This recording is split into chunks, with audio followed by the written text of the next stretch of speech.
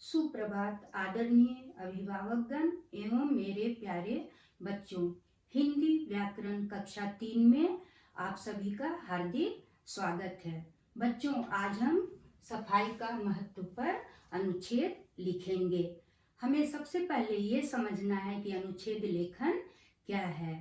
किसी भी विषय से संबंधित महत्वपूर्ण सूचना को एकत्रित करके अपने विचारों को प्रभावी रूप से व्यक्त करना या लिखना ही अनुच्छेद लेखन है। इस चित्र की ओर ध्यान से देखिए। इस यहाँ पहले क्या दिखाया जा रहा है कि जगह जगह कूड़ा फैला हुआ है। एक आदमी उधर से गुजर रहा है, उसे दुर्गंध के कारण खांसी हो रही है। जानवर सब कूड़े को इधर उधर फैला रहे हैं। दूसरे चित्र में सफाई कर्मचारी हैं, वो दवा का छिड़काव कर रहे हैं। एक लड़की कूड़े को कहाँ डाल रही है? कूड़ेदान में। तो हमें दूसरे चित्र से क्या शिक्षा मिल रही है कि हमें हमेशा कूड़े को कहाँ डालना चाहिए? कूड़ेदान में। और सफाई का ध्यान रखना चाहिए। अगर हम सफाई का ध्यान नहीं रखेंगे तो क्या होगा? उससे हमारा ही नुकसान होगा। जगह जगह गंदगी फैलाने से मच्छर पनपते हैं और उससे हमें डेंगू, मलेरिया आदि होने का खतरा रहता है। तो हमें विद्यालय हो या घर या पास पड़ोस हमेशा सफाई का ध्यान रखना चाहिए और लोगों को भी इसके प्रति जागरूक करना चाहिए। तो आइए हम सफाई का महत्व पर एक अनुच्छेद लिखते हैं। सफाई का महत्व पर अनुच्छेद लिखें। स्वच्छ रहिए, स्वस्थ रहिए, यह हमारा मंत्र होना चाहिए। स्वच्छ रहना मानव का प्राकृतिक गुण है।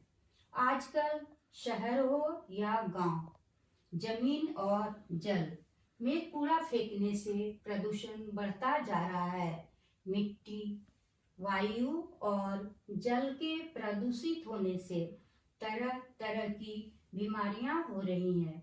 विद्यालय हो या घर या पास पड़ोस, हमें कूड़े को कूड़ेदान में ही डालना चाहिए। हम बच्चे भी अगर सफाई का महत्व समझेंगे तो हमारा भारत स्वच्छ भारत बन जाएगा। फिर एक बार दोहराते हैं। स्वच्छ रहिए, स्वस्थ रहिए, यह हमारा मंत्र होना चाहिए। स्वच्छ रहना मानव का प्राकृतिक गुण है। आजकल शहर हो या गांव, जमीन और जल में कूड़ा फेंकने से प्रदूषण बढ़ता जा रहा है। मिट्टी, वायु और जल के प्रदूषित होने से तरह तरह की बीमारियां हो रही हैं। विद्यालय हो या घर या पास पड़ोस, हमें कूड़े को कूड़ेदान में ही डालना चाहिए। हम बच्चे भी अगर सफाई का महत्व समझेंगे तो हमारा भारत स्वच्छ भारत बन जाएगा। बच्चों, सफाई का महत्व अनुच्छेद आपके विद्यालय के वेबसाइट पर डाल दिया जाएगा। आप उसे देखकर अपनी व्याकरण आनंद पुस्तक में लिखेंगे और उसे याद करेंगे। हमें और एक बात का ध्यान रखना है कि परीक्षा में आपको चित्र नहीं दिया जाएगा, केवल शीर्षक दिया जाएगा। आप शीर्षक के आधार पर ही अपने अनुभवों को लिख सकते हैं। आप अनुच्छेद में अपने अनुभव के आधार पर बदलाव भी कर सकते हैं। धन्यवाद।